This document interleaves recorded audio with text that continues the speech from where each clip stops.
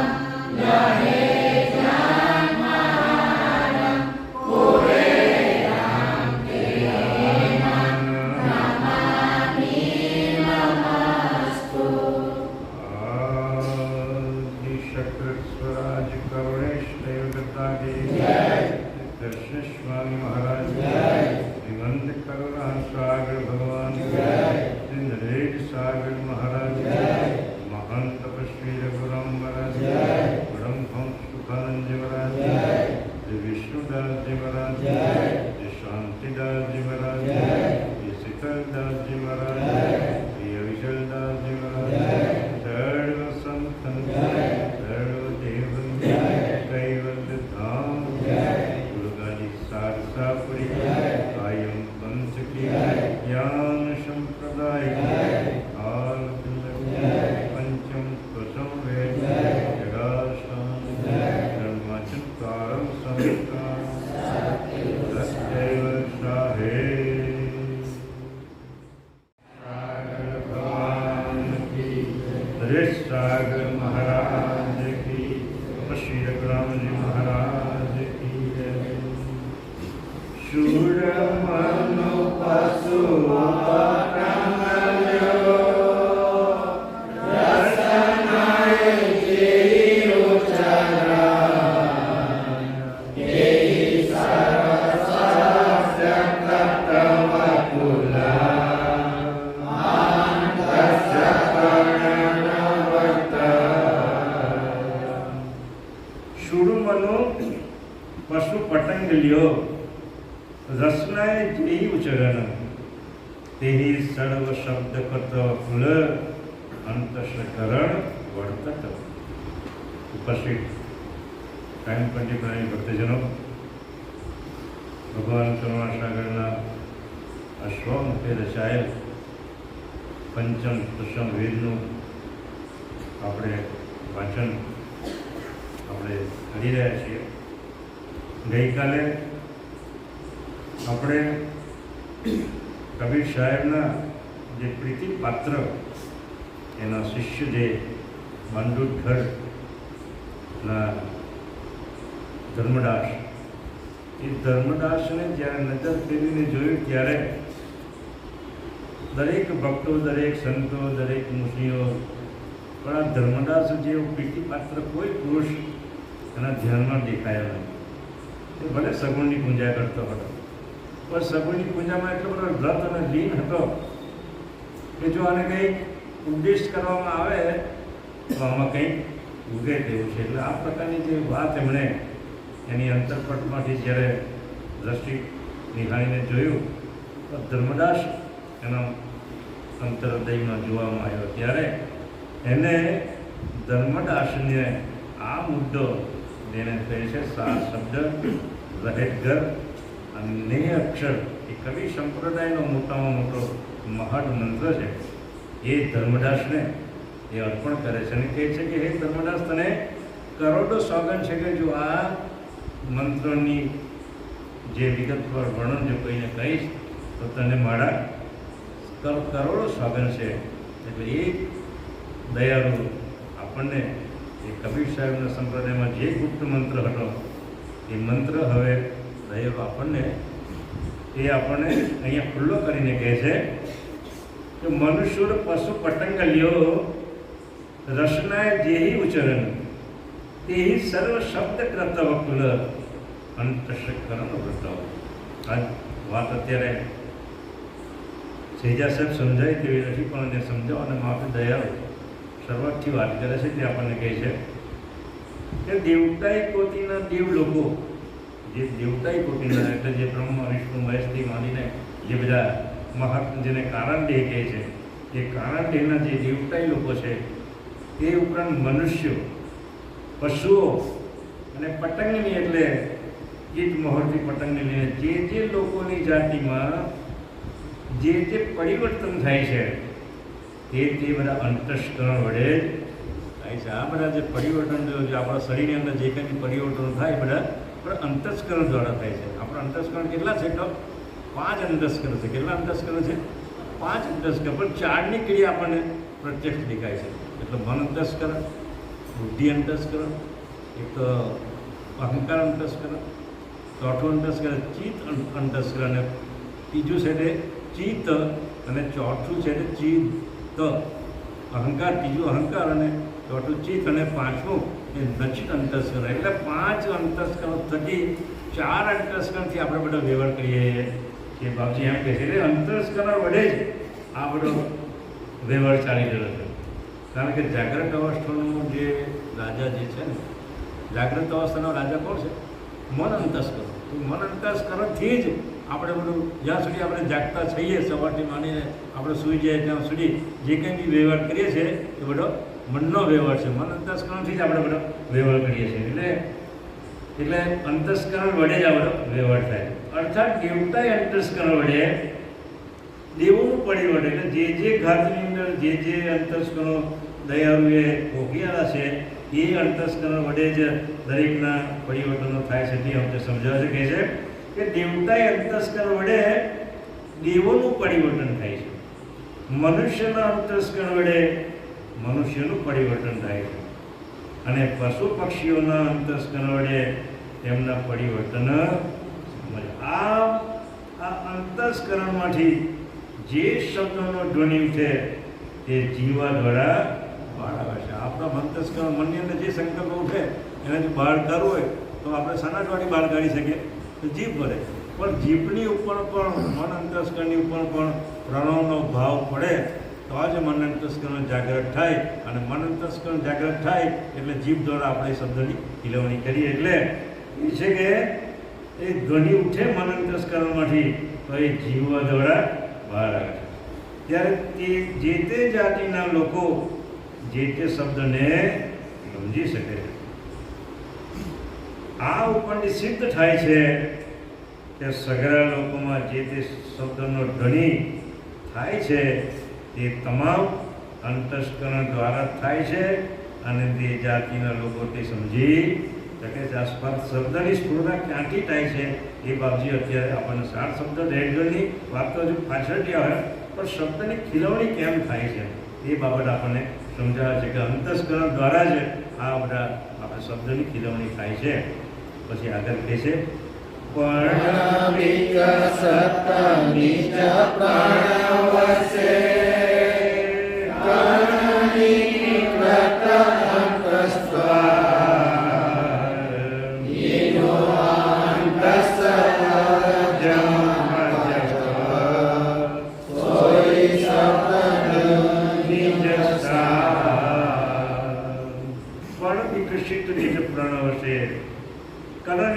અંતસ દ્વાર બિનુ અંતસ અજપ અજપ સોઈ શબ્દ નિજ સ્વાર. આ અંતસ્કરણ દ્વારા વાણી તો ઉપડે, પણ એની ઉપર શું કામ કરે છે તે બાબતે આપણે સમજાવે છે. એ કહે છે કે ઉપર પ્રમાણે નિશ્ચય થાય છે કે નક્કી થઈ ગયું છે આપણને કે શબ્દનો કર્તા કોણ છે? અંતસ્કરણ છે. છતાં શબ્દ માત્રનો વિકાસ પ્રણવ સિવાય થતો, પ્રણવની પણ એ ખરેખર શબ્દની પણ મન અંતસ્કરણની ઉપર પ્રણવનો સ્પાર્કિંગ થાય છે. આપણા ચોટમદાસ મહારાજે પણ એક સુંદર પદ રચેલું છે.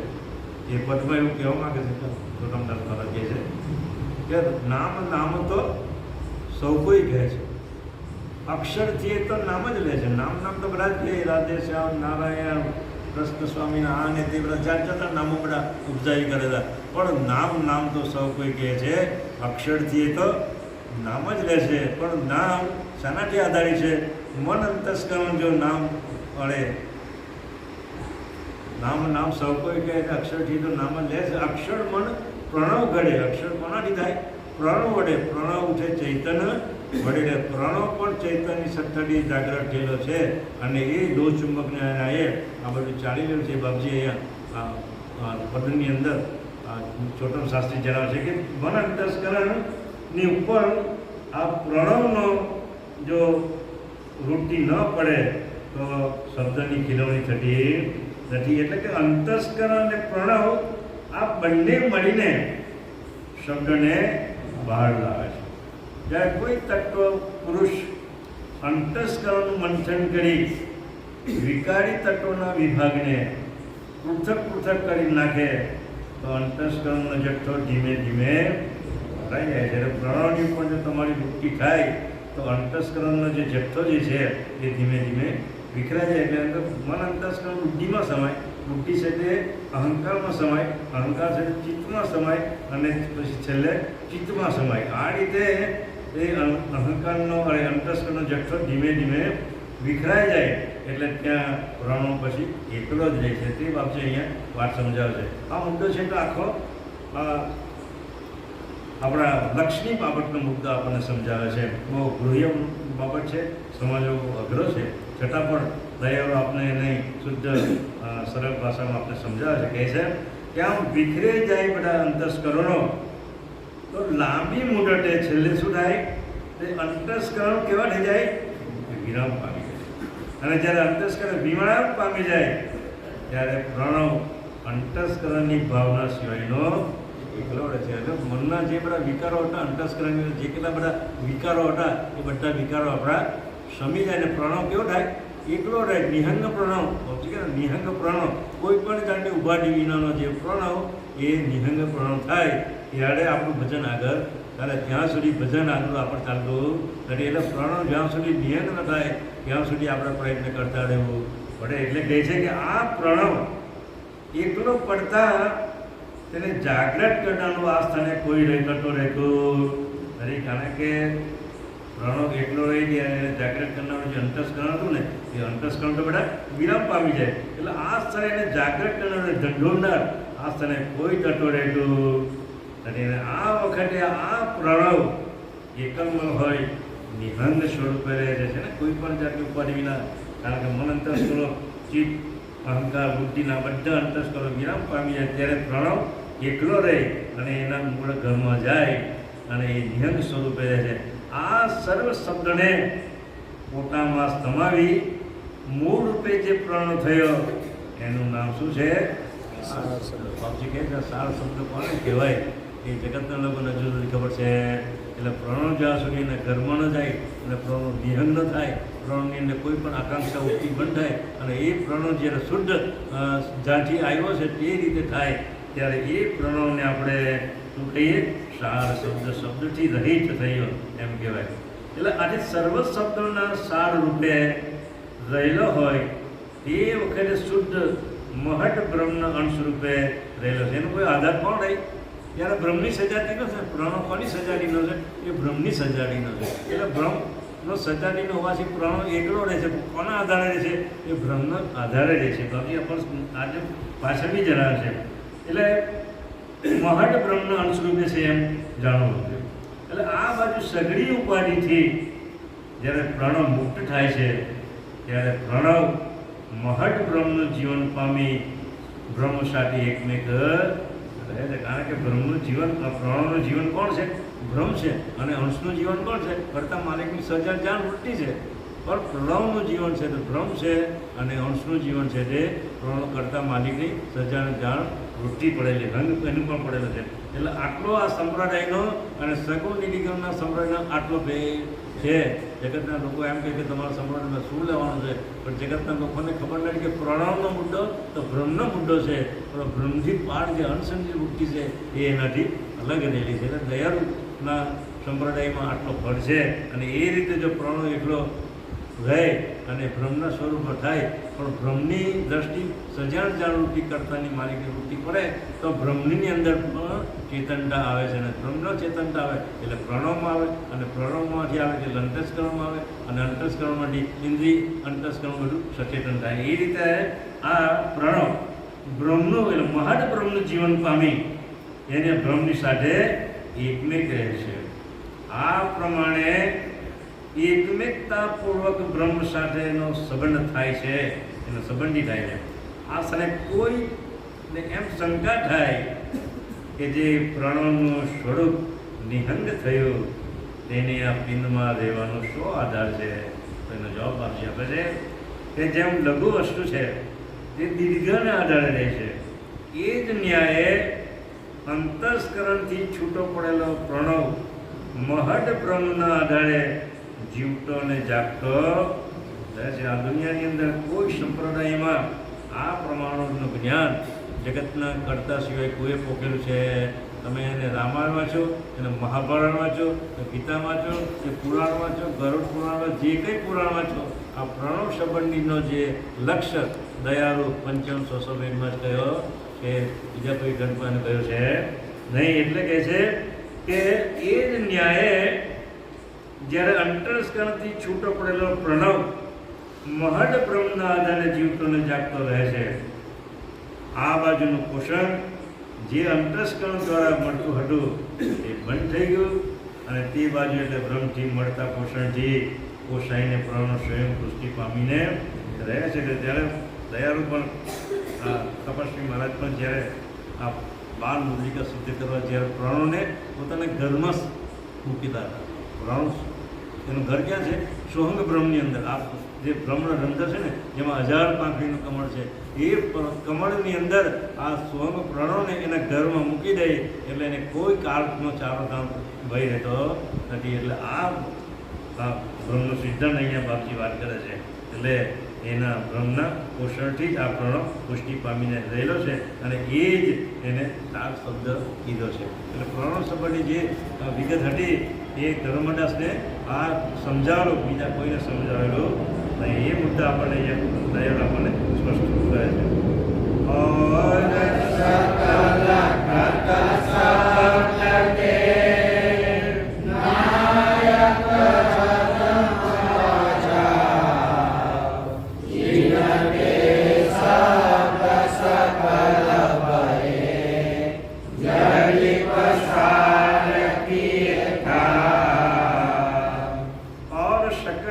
शब्द के नायक अजम पजाब जितने जिनते शब्द सकल भय जदि प्रसार किए था.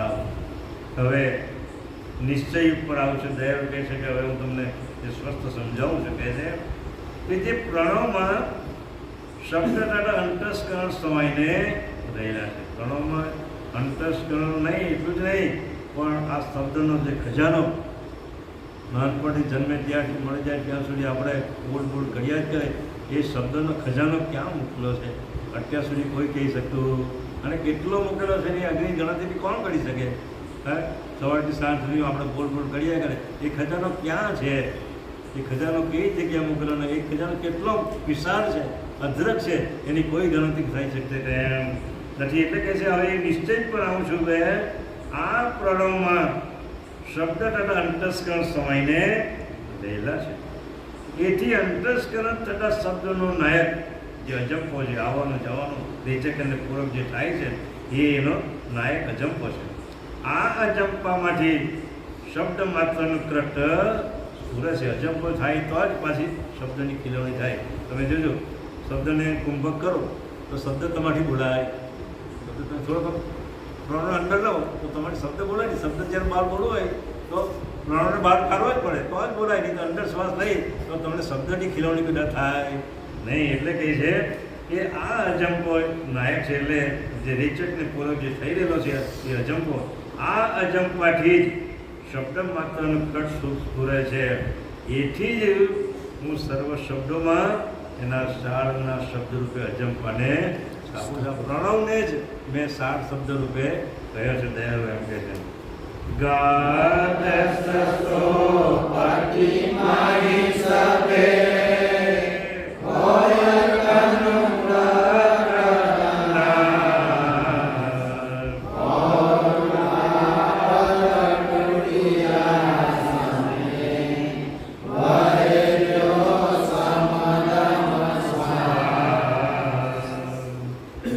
શશોપતિ માહી સભે હોય તન કૃતનાશ और कापड़ तुरिया समय वह जो शब्दम श्वास. આ પદનો અભ્યાસી કોઈ મહાન પુરુષ અભ્યાસ કરતા હોય ત્યારે તેને શુદ્ધ અગાધ સુસુપ્તિ અવસ્થા પ્રાપ્ત રહે છે. સુસુપ્તિ અવસ્થાના પણ પ્રકાર બાપજીએ બે લખ્યા છે. એક સુસુપ્તિ અવસ્થા જે જીવન દરમિયાન જે અજ્ઞાની લોકોને સ્ફુરે છે અને જે જ્ઞાની લોકો જે છે એને શુદ્ધ ગાઢ સુસુપ્તિ પ્રવડે છે. એટલે અહીંયા જે પુરુષો અભ્યાસ કરીને છે આગળ વધે છે એ પુરુષને શુદ્ધ ગાઢ સુસુપ્તિ અવસ્થા પ્રાપ્ત થાય છે. એ અવસ્થાનું બાપજી અહીંયા આપણને વર્ણન કરીને કહે છે કે આ ગાઢ સુસુપ્તિ અવસ્થાનું વર્ણન કરું છું તે દરેક જીવને નિંદા કાઢે. ગાઢ સુસુપ્તિ અવસ્થા દરેકને વર્તે, પણ જે પુરુષો અભ્યાસમાં આગળ વધે છે એ લોકોને ગાઢ સુસુપ્તિ અવસ્થા વર્તે છે. અને આપણા જેવા સામાન્ય જીવને હંમેશા સુસુપ્તિ અવસ્થા વર્તાય છે. તે અનેક મલિન વિકારોથી ભરેલી હોય. જે આપણી જે સામાન્ય જીવને જે સુસુપ્તિ અવસ્થા વર્તે છે એ કેવી હોય છે? મલિન વિકારોથી ભરેલી છે અને વાસનાઓના ખજાનાના આ સ્વરૂપે તે રહેલી છે. એટલે સર્વ દુઃખના મૂળ રૂપ છે. જે સુસુપ્તિ અવસ્થા છે કઈ છે? સર્વ દુઃખના મૂળ રૂપ. અને હું જે શુદ્ધ સુસુપ્તિ કહું છું તે સર્વ વિકારોથી રહિત હોય, સર્વ સુખના મૂળ રૂપે સમદ્રષ્ટિ રૂપે રહેલી છે. આથી આ મહાન અવસ્થાને અતિ વિશુદ્ધ છે એમ હું કહું છું. શુદ્ધ જાગૃત જે સુસુપ્તિ અવસ્થા, શુદ્ધ સુસુપ્તિ અવસ્થા એને મેં વિશુદ્ધ કહું. જ્યારે અભ્યાસીને આ અવસ્થા પ્રાપ્ત થાય છે ત્યારે તે પુરુષની દ્રષ્ટિ વિશાળ અને વ્યાપક થઈ જાય. ત્યારે આખા બ્રહ્માંડ, હજુ તો આ ખાલી બ્રહ્મના સંબંધી જ વાત કરે છે. બીજ કરતા સંબંધની વાત કરતા નથી, બ્રહ્મના સંબંધની જ બધી બાબત આપણને વાત કરે છે. કહે છે ત્યારે આખા બ્રહ્માંડના તત્વોની ગતિ જેમ છે તેમ તમે એને જોઈ શકો છો. આ શુદ્ધ ગાઢ સુસુપ્તિનું પરિવર્તન થાય ત્યારે શરીર માત્રના સગ્રહ કરતો નાશ પામે છે. તે સમય આ અવસ્થાથી પર જે તુરીય અવસ્થા રહી છે તેની આસ્થાને દંડોળી જાગૃત કરનાર કોઈ અવસ્થા રહેતી. આ કારણે લીધે તુરીય અવસ્થા પણ વિરામ પામે. આ સ્થિતિ પ્રાપ્ત થાય ત્યારે વિશુદ્ધ અવસ્થા અને જે ગાઢ સુસુપ્તિ અવસ્થા પ્રાપ્ત થાય ત્યારે બંને અવસ્થા, જે તુરીય અવસ્થા પણ લીન પામી જાય અને પેલી કંઈ સુસુપ્તિ અવસ્થા પણ લીન પામી જાય છે. અને આ સ્થળે દંડોળી જાગૃત કરીને કોઈ અવસ્થા રહેતી એટલે આ કારણે તુરીય પણ વિરામ પામી જાય છે અને ઉન્મૂળી આવે. પછી આ બંને અવસ્થા વિરામ પામતા શુદ્ધ આકાશની માફક નિહંગ રૂપે પ્રણવ તત્વનો આદિ વિત્ત સિવાયનો એક અદ્વૈત રૂપે રહે છે. તેનું નામ જ શમ દમ. આપણે જે સાર શબ્દ કીધો, હવે આ પ્રણવ પોતાના ઘરમાં ગયો અને સમ થઈ ગયો એટલે એ પ્રણવને શું કીધું? સમદવ પ્રણવ. એ જ સાર શબ્દનું સ્વરૂપ છે. એટલે આ ત્રણેય ત્રણનો મતલબ એક જ થાય છે. અંશને ઉગારવા માટેના ત્રણના શબ્દોનો જુદી જુદી રીતે છણાવટ કરવામાં આવેલી છે. આ નિહંગ પ્રણવ પોતાના ઘરમાં જાય, એ ઘરમાં જાય પછી પ્રણવ કેવો થાય? સમદમ થઈ જાય. એટલે સમદમ થાય એટલે કોઈ પણ જાતની ઉપાધિથી રહિત થઈ જાય. અને એને જ એ સાર શબ્દ, એ જ સાર શબ્દનું એને સ્વરૂપ મેં કીધું છે. તેહી શ્વાસા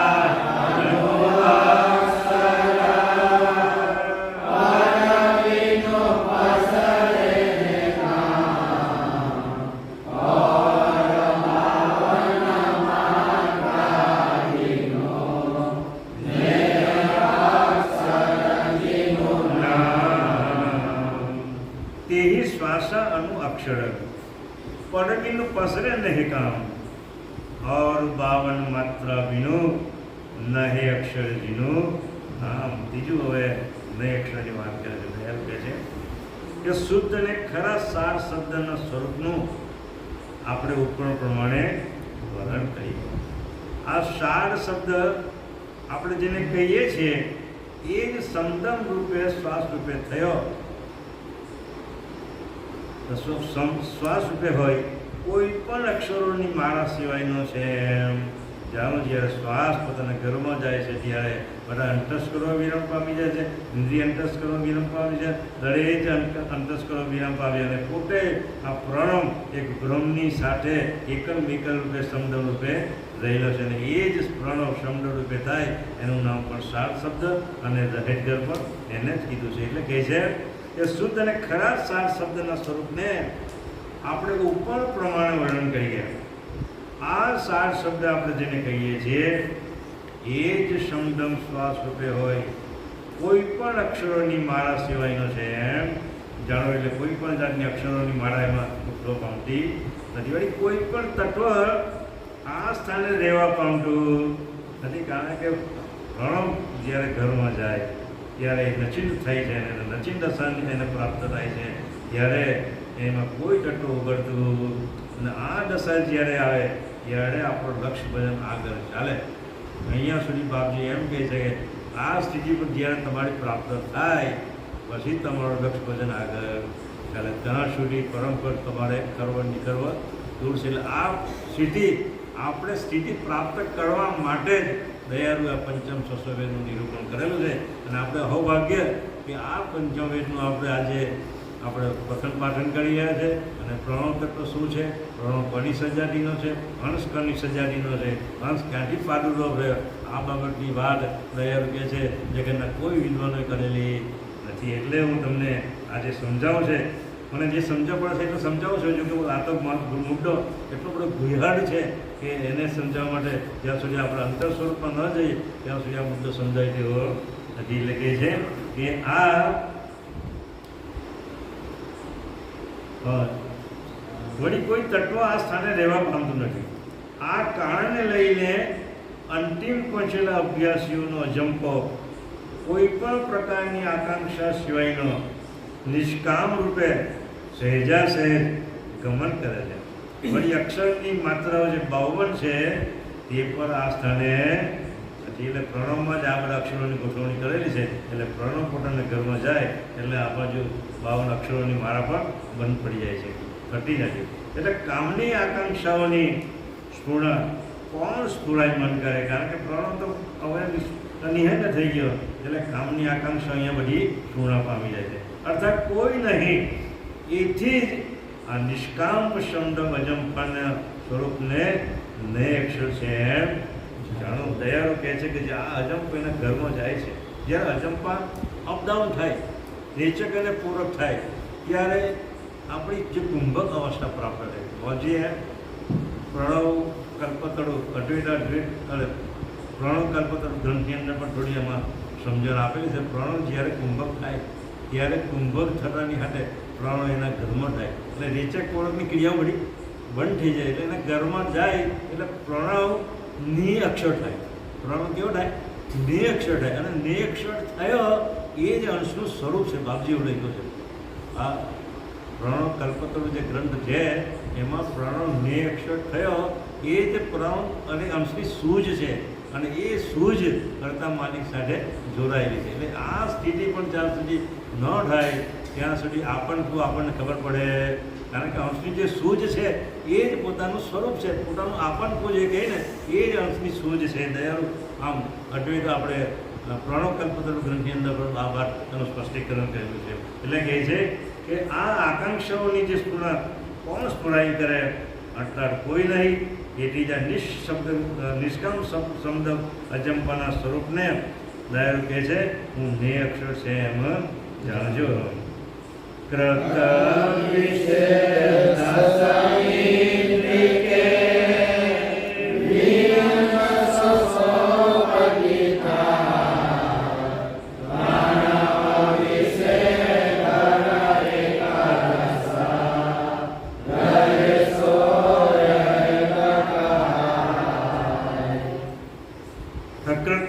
10 ઇન્દ્રિય કે લીન સસો પટી થાય. પ્રાણો વિશે ઘર એક રસ રહેશો રહેત કહાય.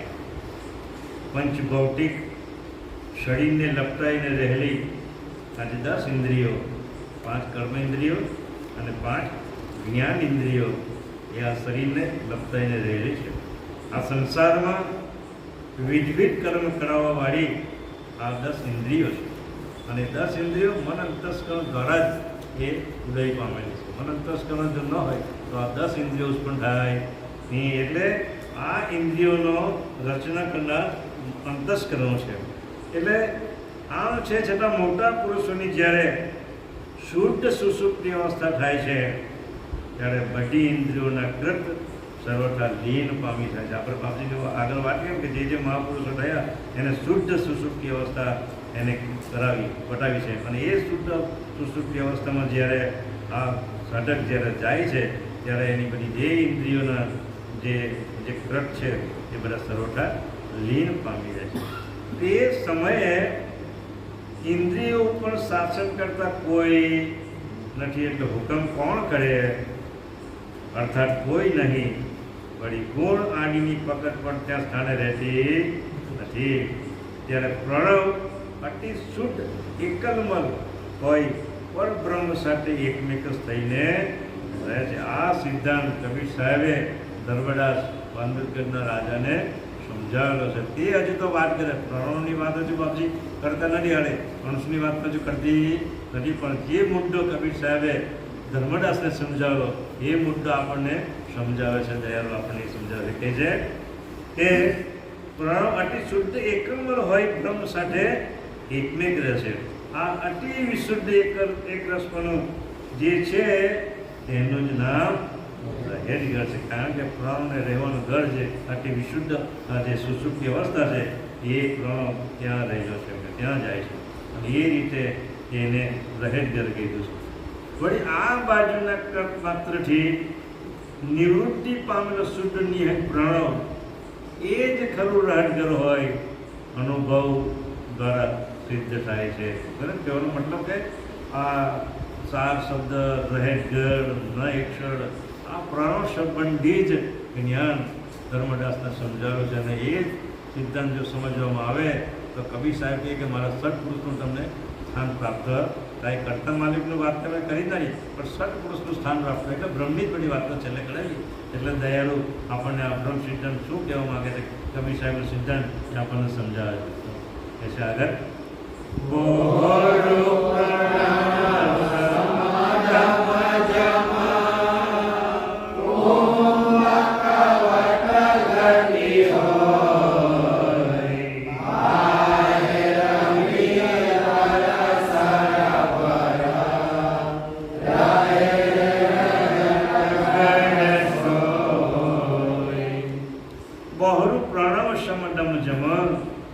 કુંભક વત ગતિ હોય બાહેર ભીતર સરભર રહે રહેત ઘર હોય. ભગવાન કરુણા સાગર કહે છે કે શરીરના સગ્ર તત્વો પ્રણવને દંડોડીને જાગૃત કરનાર હતા. એથી પ્રણવ ગમન કરતો હતો. એ જરા સગ્ર તત્વો અભ્યાસીજનો ધીમે ધીમે એના ગુરુલક્ષ જ્ઞાન વડે વિરામ પમાડતા કે જ્યારે ગુરુની ગતિ આપણા પર પડે એટલે પ્રાણો પર પડે એટલે પ્રાણો પોતાના ઘરમાં જાય, ધીમે ધીમે પ્રાણોની ગતિ ધીમે પડતી જાય અને તેમ તેમ પ્રાણોનો વેગ પણ તમારો ઓછો થતો જાય છે. અને એ વેગ જ્યારે ઓછો થાય ત્યારે સઘળા તત્વોની આકાંક્ષાઓ તે બંધ થતી જાય છે. પ્રાણોમાં ટોટલી નિહાય કોઈ પણ જાતના અંતસ્કરણ વગરનો, ઇન્દ્રિય અંતસ્કરણ ગુણ વગરનો એકદમ નિહંગ રૂપે થાય છે. એટલે એની બધી જ આકાંક્ષાઓ જે ઉગતી હતી ત્યારે પ્રણવ નિવૃત્તિ દશાને પહોંચ્યો એમ કહેવાય. ત્યારે તેનું સ્વરૂપ સમદમ રૂપ થયું. આ સમદમ સ્વરૂપની ગતિ કુંભકવત પોતાના વિરામ પામી ત્યારે સમદમ સ્વરૂપ શરીરની ભીતર અને શરીરની બહાર સબરાબર રૂપે રહ્યું છે. આ પ્રમાણે ભીતર બહાર સબરાબર જે સ્વરૂપ થયું એ જ સ્વરૂપનું નામ રહેજગર છે. અને દરેક આકાંક્ષાઓથી નિવૃત્ત પામેલું આ રહેજગર છે એમ મને જાણવું. એટલે મૂળ કહેવાનો આશય છે જે રહેજગર છે, ચાર શબ્દ છે, નય અક્ષર છે, એ પ્રણવને રહેવાના જ ઘરો છે. આમ આપણને સમજાવે છે.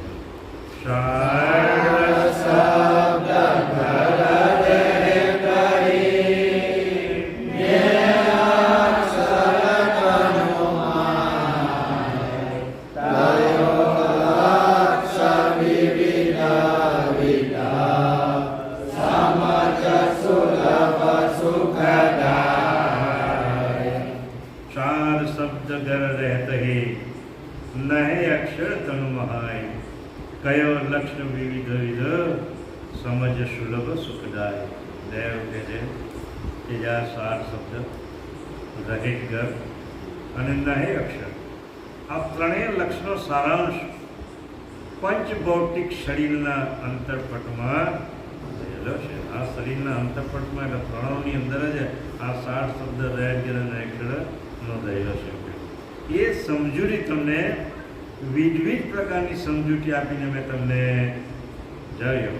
આ સમજણ દયાળુ કહે છે જગતના કોઈ ધર્મગ્રંથોમાં, કોઈ સાહિત્યમાં જોવા મળે તેમ છે નહીં. એટલે કે એ જો આ પ્રમાણેની સમજણને સમજનાર કોઈ અધિકારી હશે તો તેને માટે આ સદા સર્વદા સુખનું ધામ સુલભ છે. ત્યાર પછી સુખનું ધામ ખુલે છે. આ પરમ સંબંધી જ્ઞાન તમને મળે એના ઘરમાં ગયા પછી જે પરમ ગુરુએ જે લક્ષ્ય જે આપણને આપેલો જે પ્રણવ મંત્રો, એ પ્રણવ મંત્રનો જાપ ત્યાંથી આગળ ચાલે પછી આ પરમધામનું સુલભ ધામ આપણને પ્રાપ્ત થાય.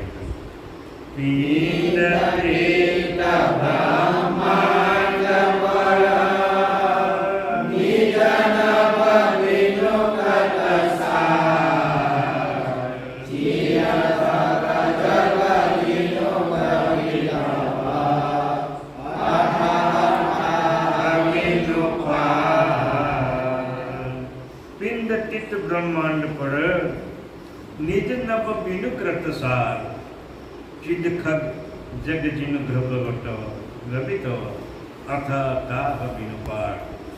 હે નિજ શ્રોતા, હે નિજ વસ્તુના શ્રોતાઓ, દયાળુ કહે છે એ અંશ ઉપરના ત્રણ મહાવાક્યો તથા તેનો અર્થ ભૌતિક હાથમાં મેં ઘટાવ્યા છે તથા તે વિશેની સમજૂતી પણ મેં ખૂબ આપી.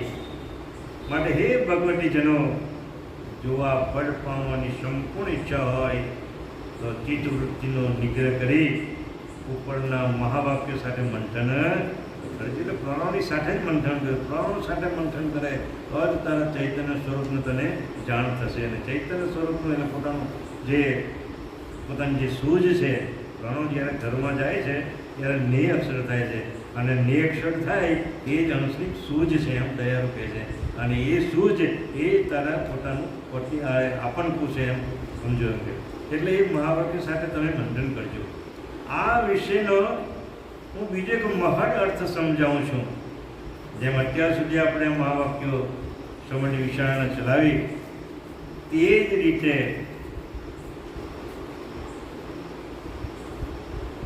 બીજો સમજ જેમ અત્યાર સુધી આપણે આ વાક્ય સમયની વિચારણા ચલાવી તે જ રીતે વિરાટના ખાગાકાર મહાશૂન્યમાં વ્યાપક આ ત્રણ મહદ વાક્યો રહેલા છે.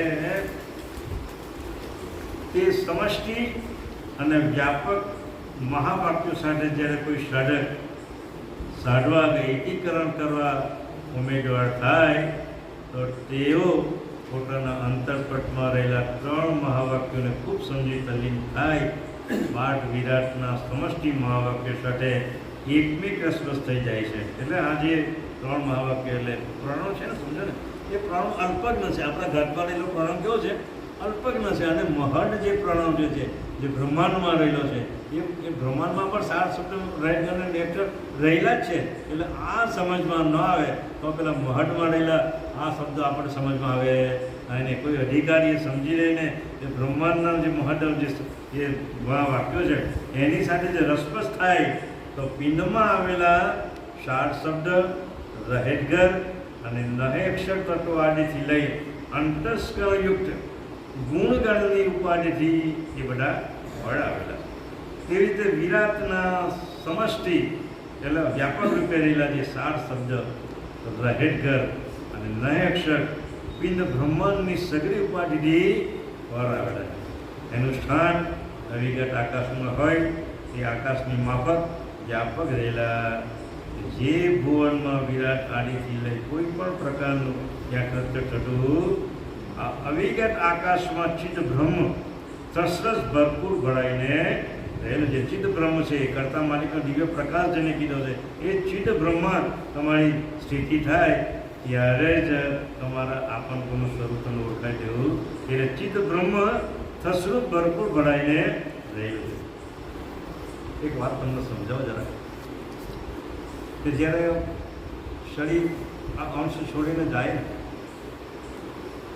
ત્યારે એના સતત એના કર્મ પ્રમાણે એની સદગતિ થતી હોય છે. એના કર્મ પ્રમાણે સદગતિ થતી હોય છે. પણ કેટલીક વાર એના કર્મ પ્રમાણે જો એનો ઘાટ તૈયાર ન હોય, એના કર્મ પ્રમાણે એમ તો ઘાટ 99.9% તો ઘાટ તૈયાર જ હોય ને કર્મ પ્રમાણે, પણ 0.1% જેનો ઘાટ કદાચ જો ન તૈયાર હોય તો એ અંશ ક્યાં રહે છે? એ ચિત્ત બ્રહ્મની અંદર એનું નિવાસ સ્થાન છે. અંશનું સ્થાન ક્યાં છે? ચિત્ત બ્રહ્મની અંદર એનું નિવાસ સ્થાન છે. એક ક્ષણ માત્ર સેકન્ડના બી અમુક ભાગની અંદર એ અંશ ચિત્ત બ્રહ્મની અંદર એનું નિવાસ સ્થાન કરે છે. અને જેવું એને કર્મપણમાં જેવો ઘાટ તૈયાર થાય તે તરત જ ચિત્ત બ્રહ્મમાંથી એ ઘાત આ પેલા ઘાતની અંદર અંશ પ્રવેશ કરે છે. એટલે આ વૃત્તિ ચિત્ત બ્રહ્મની અંદર કોની છે? એ પ્રણવની છે. એ પ્રણવ એમાં રહીને પછી એનું બ્રહ્મ આ ભૂમિકામાંથી એ નીચે ઉતરે છે. અને પછી બીજું એક પણ કારણ છે કે વણમકારણ દેહની અંદર એ વાસનાના મૂળ રહેલા છે. જેમ વણમકારણ દેહ એટલે અંશનું જે ઘર છે, આપણા અંશનું જે ઘર છે કોણ છે? વણમકારણ દેહ. એ વણમકારણ દેહમાં પણ અંશના મૂળ અંદર સમાયેલા છે. અને જ્યારે એને જો એના શુભાશુભ કર્મ પ્રમાણે ઘાત ન મળે અને વાસનાનું લિંગ વાસનાનું જ્યારે જોર વધી જાય ત્યારે પણ એ અંશને એની ગતિ પ્રમાણે ન કર્મ કરે પણ એ લિંગ વાસના પ્રમાણે એનો ઘાટ બંધાયેલો હોય એ પ્રમાણે એ વાસના એની ઘસરી જાય છે. એટલે બાપજીએ પણ દયાળુએ દ્રષ્ટાંત લખેલું છે પેલા લોહચુંબકના કિલ્લાવાળું. જેમ પેલો વાણ નદી કિનારે જાય અને એના પર લોખંડના કિલ્લા મારેલા હોય પણ દરિયાની અંદર પેલો લોહચુંબકનો પર્વત હોય અને લોહચુંબક પેલો ખેંચી લે, નાવી ગમે તેવું હોશિયાર હોય પણ પેલા લોહચુંબકના કિલ્લાના આકર્ષણથી પેલા લોહચુંબક એને ખેંચી લઈને એ હિસાબે પેલો અંશ પણ એમાં હાથે તણાઈ જાય છે. એટલે એ રીતે આ અંશ એ વાસના નથી બી તણાઈ જાય છે. એટલે મહાકરણની અંદર જે આ પરમકરણની અંદર આ વાસનાના જે મૂળ રહેલા છે એ જ્યાં લગી નિર્મૂળ નહીં થાય એટલે અહંગ શરીર ન થાય ત્યાં સુધી આ વસ્તુ સમજાય નથી અને એનો મુદ્દો પ્રાપ્ત થાય તેવું નથી. અંતમાં આવતીકાલે વ્યાપક જોઈશું. એટલે હવે જમટ કરુણા સાગર ભગવાન आद्य सकृत स्वराज कवैष्णव करता की कृष्ण स्वामी महाराज की नंद करुणा सागर भगवान की नरेश सागर महाराज की महंत तपस्वी गुरु महाराज की परमहंस तुकाराम जी महाराज की विष्णुदास जी महाराज की शांतिदास जी महाराज की शीतलदास जी महाराज की